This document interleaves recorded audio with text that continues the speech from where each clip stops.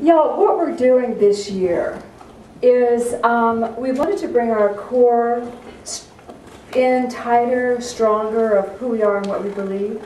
So Spirit has guided me to start our program with 1 month of really dealing with some of the concepts in the Aquarian. Because, you know, we deal with the Aquarian a lot, Patrick and I and Cheryl and our ministers.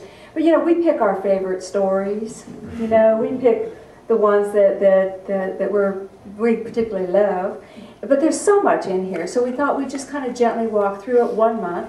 And then the next month, we're going to spend time on our issues. Not that our issues won't turn up in our spiritual walk, but we'd like to see what is the Aquarian talking about, what are the instructions here, and then what do we need to look at head on. Has anybody looked at our schedule for February? Oh, we're going to be dealing with anger, resentment, guilt. These are things that you don't deal with very often, right?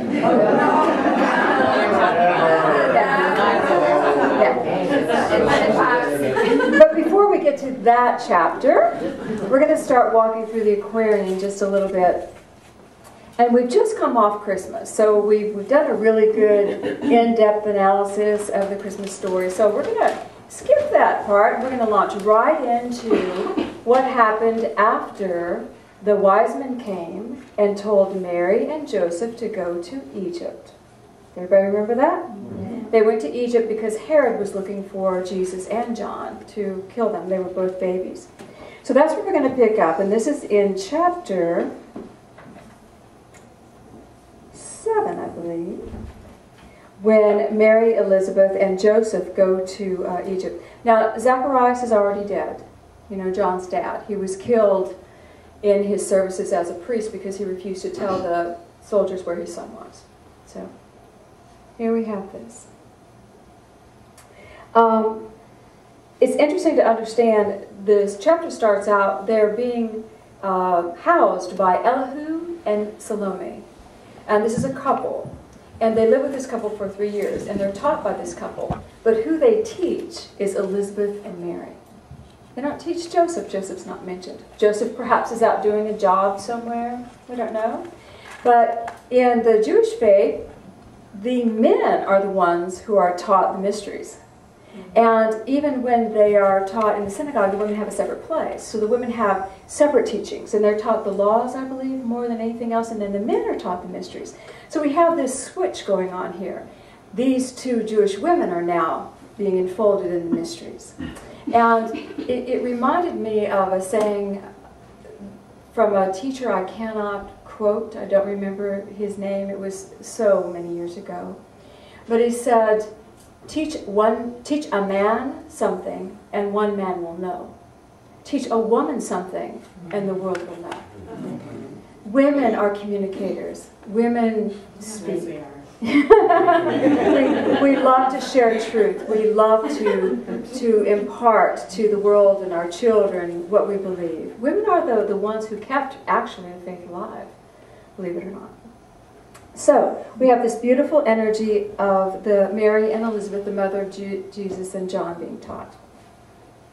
So I wanted to read just a little bit.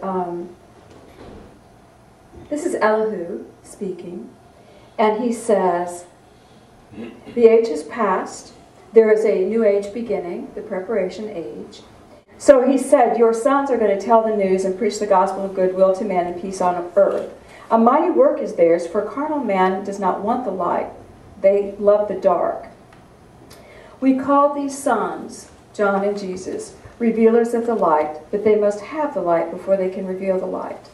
And you, mamas, you must teach your sons and set their souls on fire with love and holy zeal, and make them conscious of their missions to the sons of men.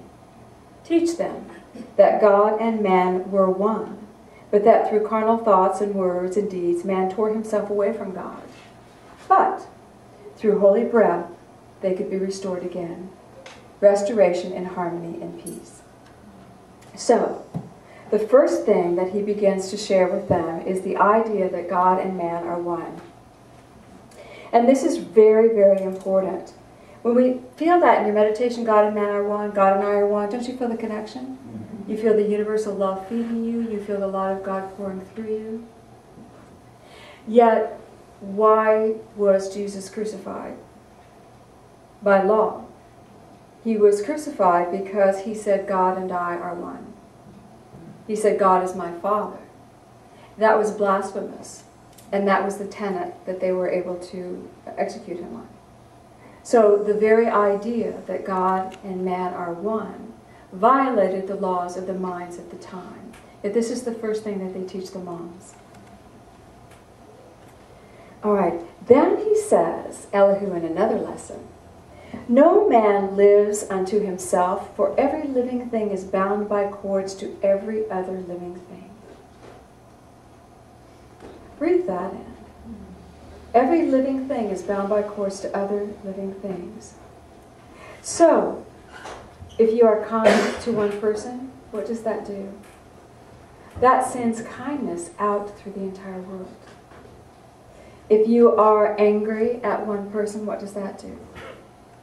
That sends anger out through the entire world. Have you ever been in a car with someone when they're driving and they get angry at their brother that's in front of them? And they begin to emit this energy that is sticky and kind of green. And it reminds me of the slime you see on TV, where the kids get slime. And this energy covers the car in front of them, and it also covers you as you sit next to them. And it begins to go out into the world and to cover everybody in the radius of receptivity.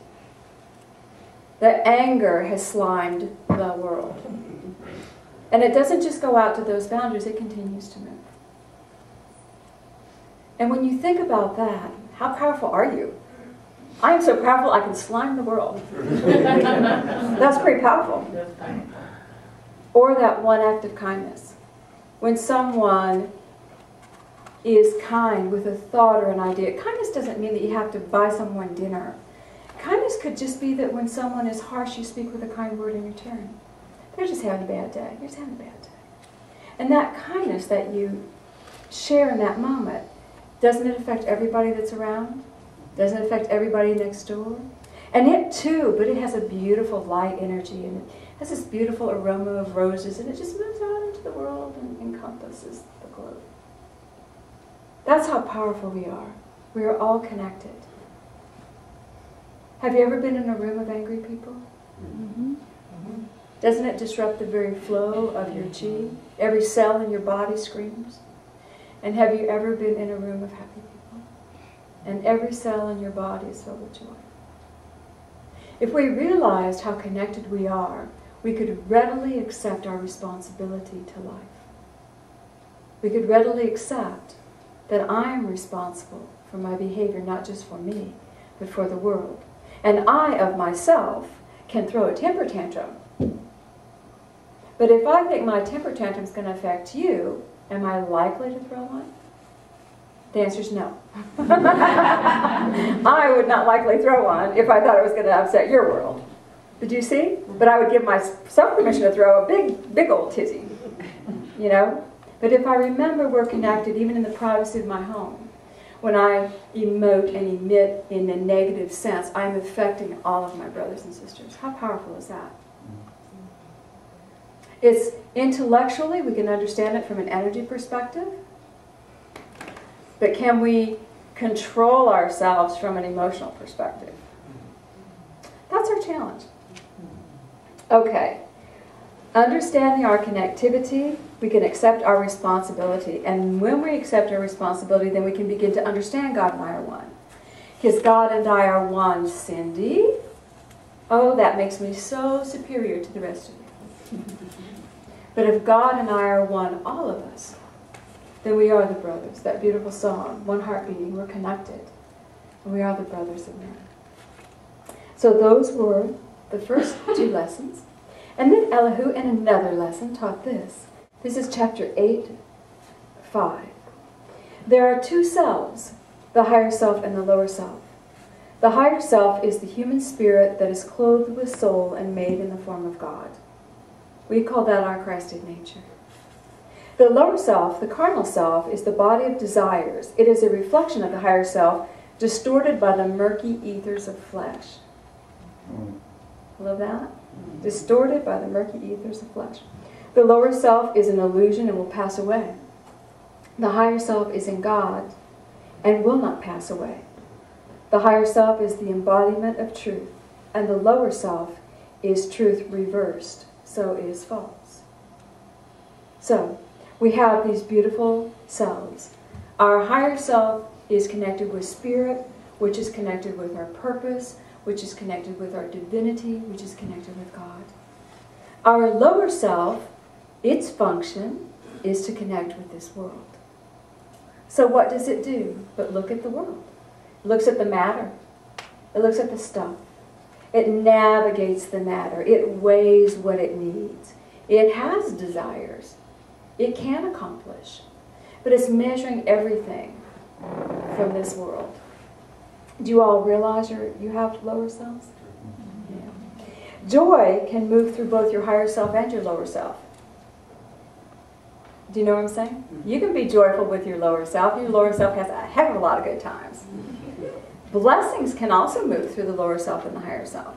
You know, it's not that the lower self is negative or bad, but its issue, its job is to navigate matter, like our egos. The lower self attaches and thinks that's all there is. And it feeds off the energy of its experiences.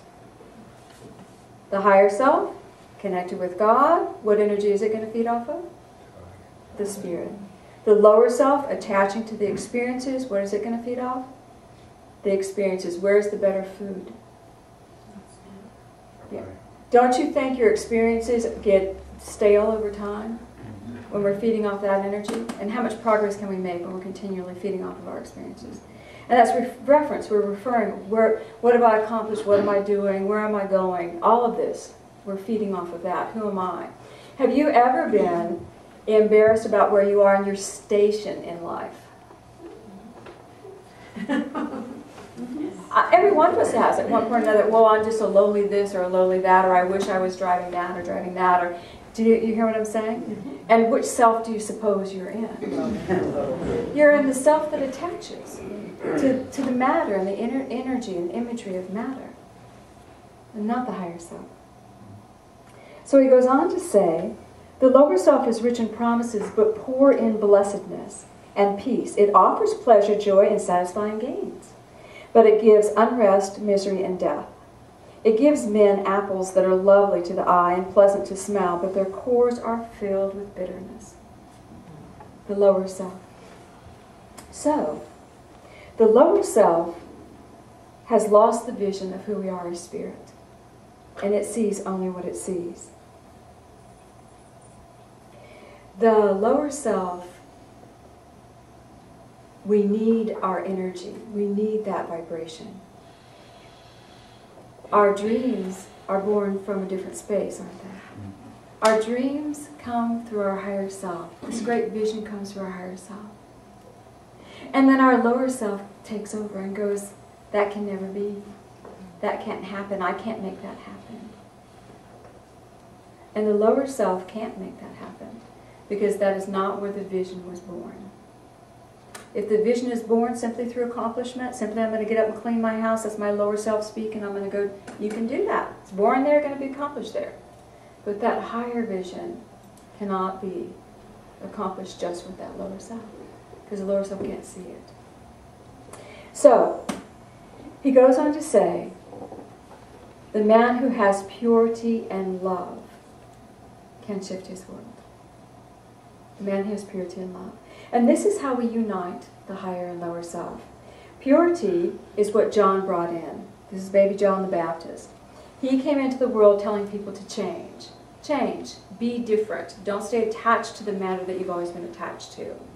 And purity is when we let the love of God move through us to release the experiences that have disconnected us from Source. Think about what's impure. Impure. It's not the silly things that you think. It's not the moral things that you think. It's the activities that you hold in your body that have disconnected you from Source. And then your water, the waters of your being, become backed up and polluted because you're not flowing anymore. Purity lets the love of God move through to disconnect you from those experiences so you can reconnect with Source.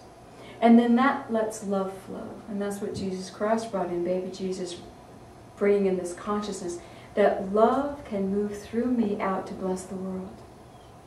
The love of God now moves through me, it blesses me, and blesses the world. Now, can the love move through me if I have not yet purified my consciousness? If I'm still holding energy within me that keeps me from God, how much love can move through me? How much love can move out from me? Because it gets stuck in my own blame, in my own beliefs about self. Any of these experiences that keep me from God keep me in that lower state of consciousness. And I get stuck there. And do I want to share with anybody? No, I don't want to talk to you. I don't want to talk to you.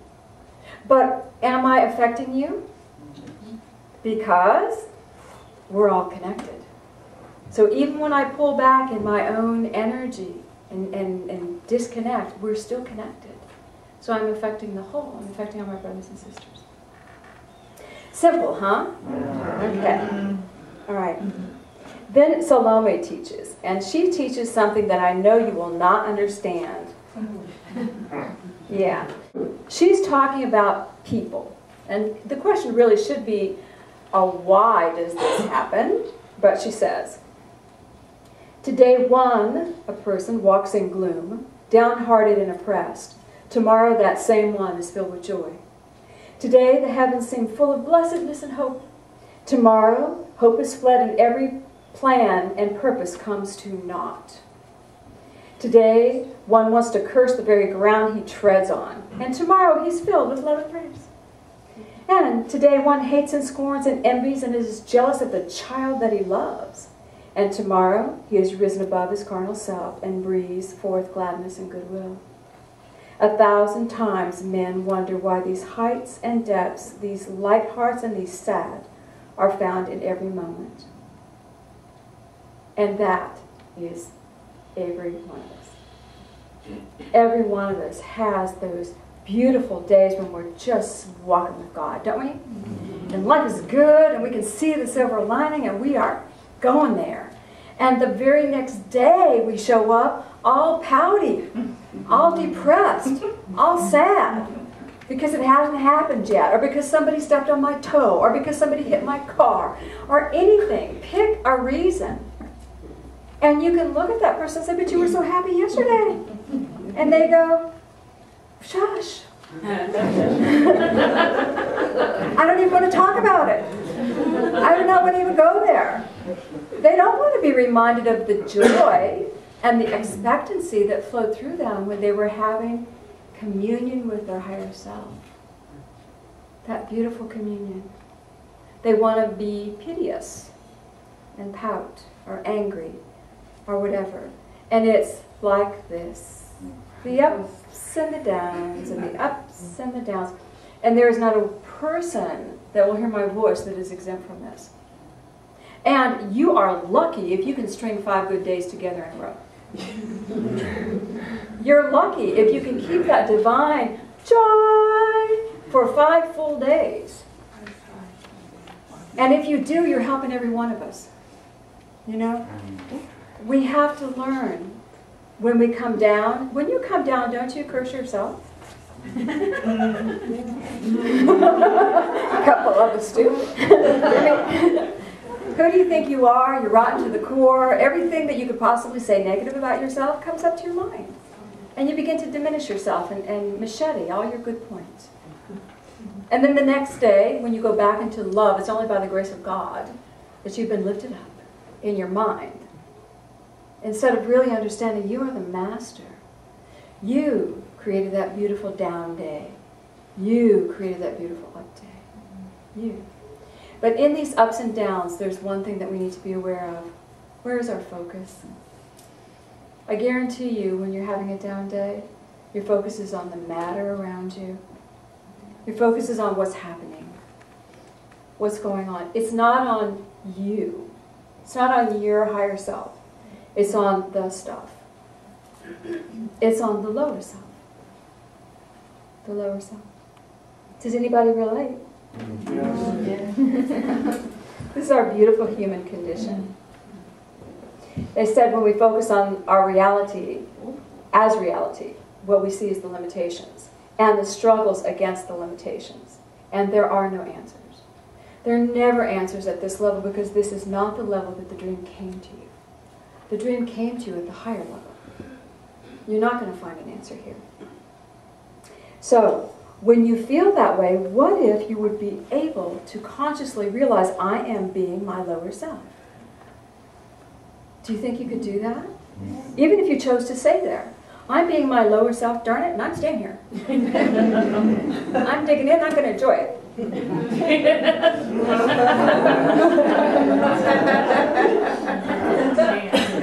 At least you've got awareness. And then comes the second level of awareness, and I'm affecting everybody in the world. So let everybody be grumpy today. I declare it so. And then everybody you meet, you expect them to be grumpy because you have called forth the grumpiness of all.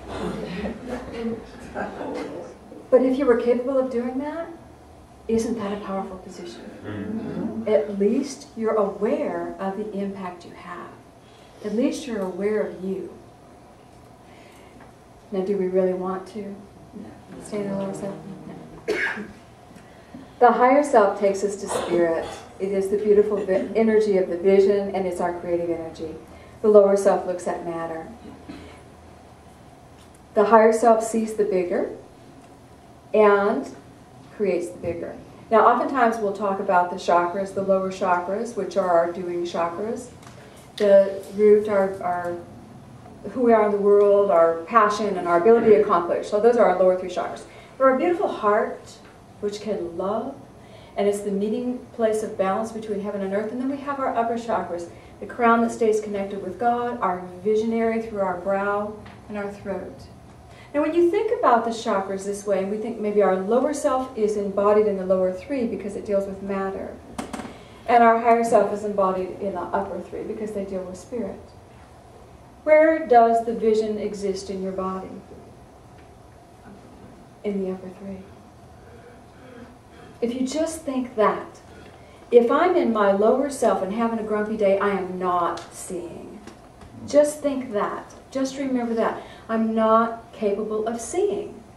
I need to get into my upper vision, my higher self, where the vision literally exists. Is that just so simple? I cannot see when I'm in my lower self. I have to move to my higher self to be able to see. Open my vision. Okay. So, they were teaching them, we're one with God, we're all connected, and we have this lower and higher self that we need to deal with. Then they started teaching them all about other teachers and other religions. Why did they teach them about other teachers and other religions? Because we're connected. And in every religion, it was always born out of a beautiful breath of God. Do you realize that? Every faith is born because somebody's touching the heart of God, and somebody has this epiphany and an aha of how to worship and how to connect and how to be God on earth. And it typically is so pure when it's birthed. And then over time, it needs to survive in matter. Do you realize that? These religions need to survive in matter. And if they need to survive in matter, how hard is it for the focus to drop to matter? And he teaches about all these beautiful religions that have these beautiful ideals, but then the priests started needing money to keep the temples, and then the territory needed to be maintained, and then this happened, and then that happened. So now it's all about survival. And when it turned to survival, they lost the energy of the light. That is the beautiful example of the higher vision of the faith going into the lower self of the faith. You know? And when you think about your life, the higher vision of your desires, moving into the lower vision of your desires. How often have you taken a higher vision, beautiful high ideal for you, and tried to shove it or force it into a bucket of matter? And then you end up with a mess. Instead of letting that higher vision become what it needs to become for you. Everything that comes through our divinity has to play out in our divinity. Or should I say that again? Yeah. Please. Everything that comes through our divinity has to play out in our divinity. We cannot force it into the lower state of reaction and matter. We have to live in that higher space for it to become. And who creates matter? Spirit. So it will become matter, but not because we forced it. Not because we forced it. So our good intentions, our higher visions, our higher life keep us in our higher selves. We can dream big, we can become big. And in that, we can touch the Spirit of God consciously. And then, Elihu taught of prayer. And it was very simple. He said to the girls, don't you think they were girls? Sweet young girls. They'd just given birth. Maybe Elizabeth was, she was an elder according to the text, so she was probably 30. And Mary was probably under 20. They were baby girls. And they said, God speaks to hearts apart, and hearts apart speak to Him. This is prayer. It is not prayer to shout at God or stand or sit or kneel and tell Him about the sins of men. It is not prayer to tell the Holy One how great He is, how good He is, how strong and how compassionate. God is not man to be brought up by praise. Prayer is the ardent wish that every way of life be liked, that every act be crowned with good, that every living thing be prospered by our ministry. And then they prayed, but not a word was said. But in that holy silence, every heart was blessed. Prayer.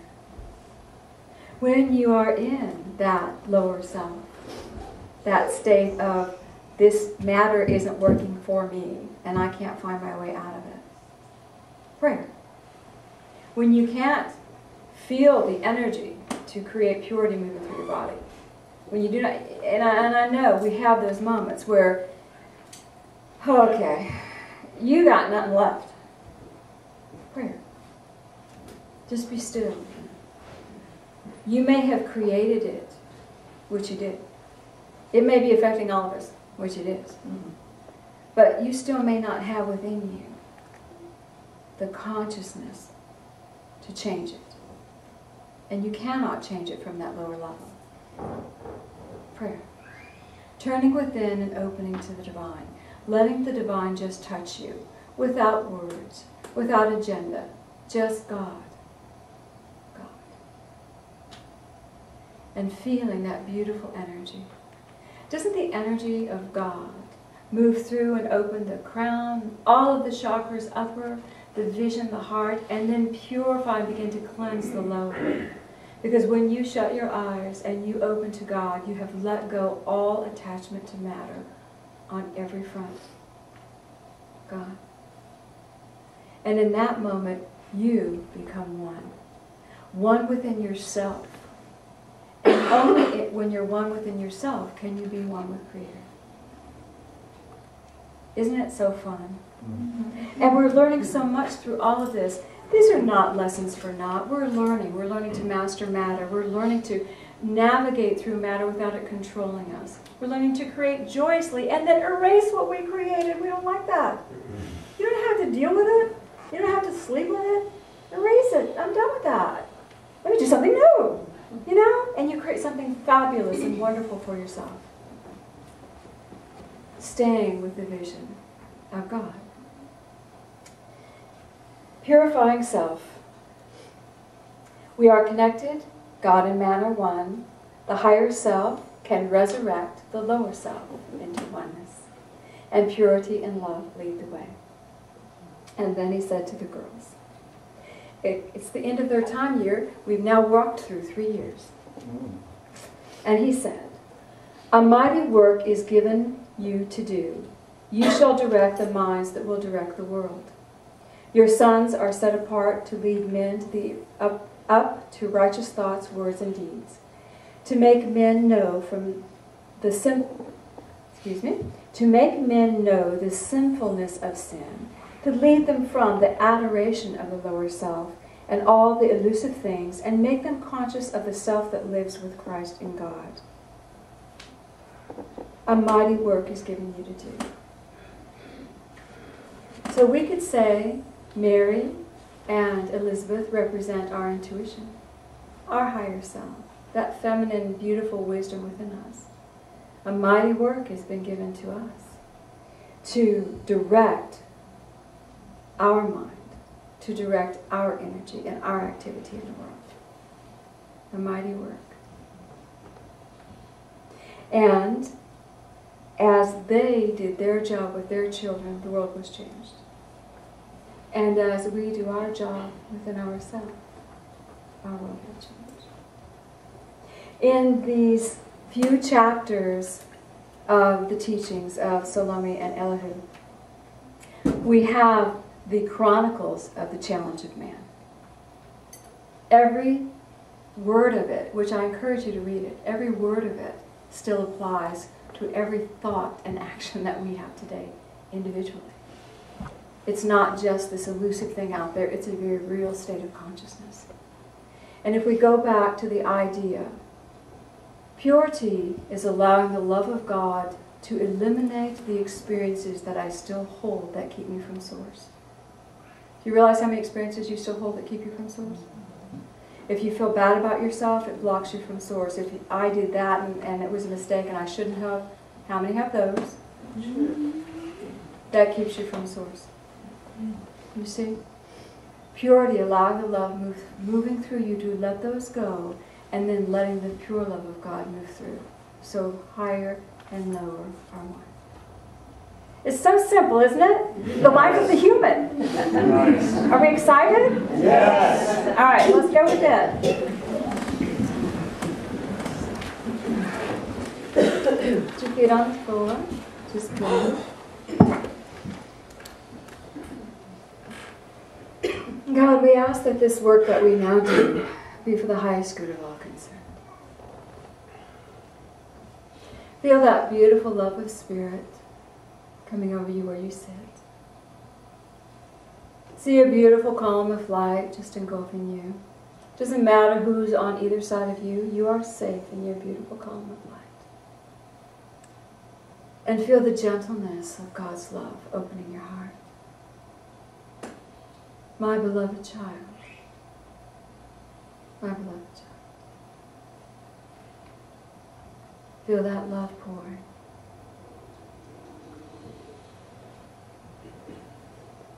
And imagine that you are lifted up just a little bit, lifting up in the light to a higher frame, where it's not quite so heavy, where you are more spirit. And take a moment to speak to Creator. Speak your heart to Father, Mother, God. Share a desire, share a belief, share something you want help with.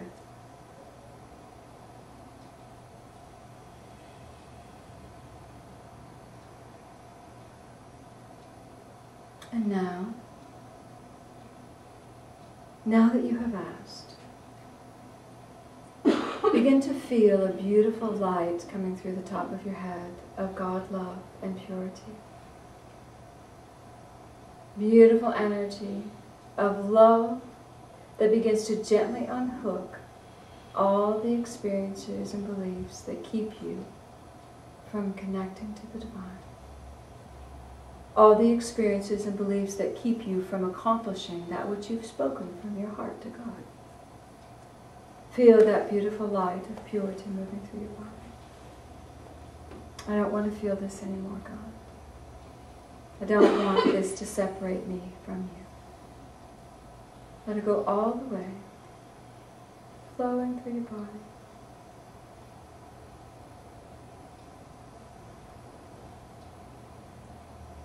And now feel a golden wash of love pouring through the crown.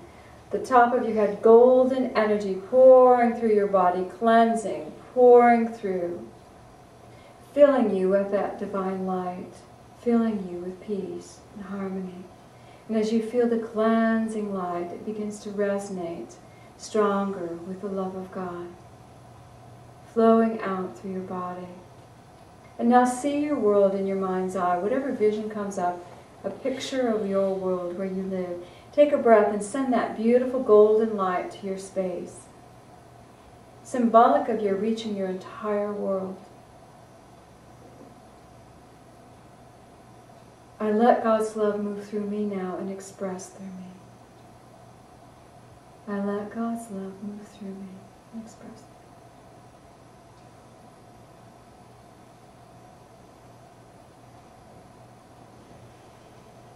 through me. Breathe.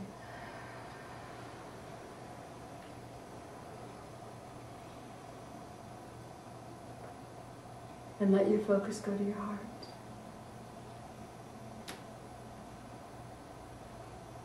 Feel your heart for a minute. Imagine you can just stand in that heart energy.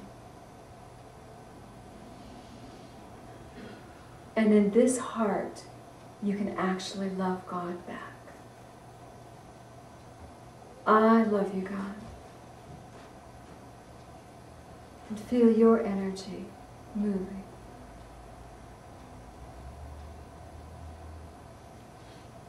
In this heart, you can love your world. You can embrace your creations. You can walk as divine.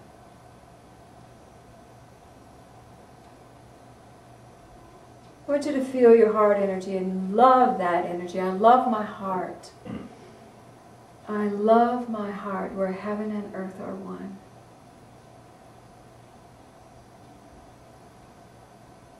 Then in this moment, take a deep breath and let's send love to all the world. Let's impact our brothers and sisters. Let's impact. We love you. We honor that beautiful earth experience that's being created for us all. We send our love to our brothers and sisters.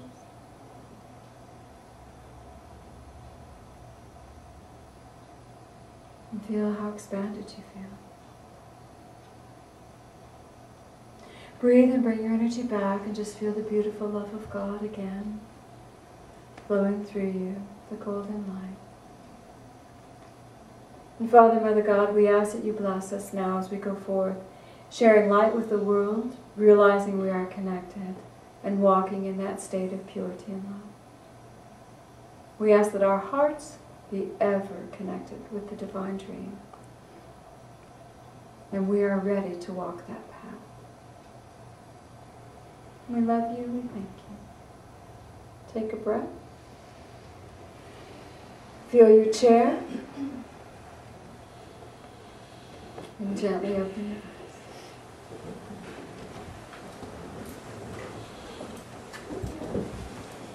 Well, I hope you feel expanded. I hope you feel balanced. Balanced? Okay. Well, when you walk this week, let's please remember, I know most of us will not have a moment of anger. But if you should.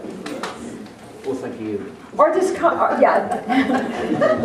or discontent. It could be anger or discontent or anything. Lift up. And realize in 5 minutes I'm going to be living in the hope of a great world for myself. And we don't have to wait till tomorrow. Let's shift all that quick. 5 minutes I can be in that world of hope. Shall we try it? Yes. Now say yay, God. Yay, God.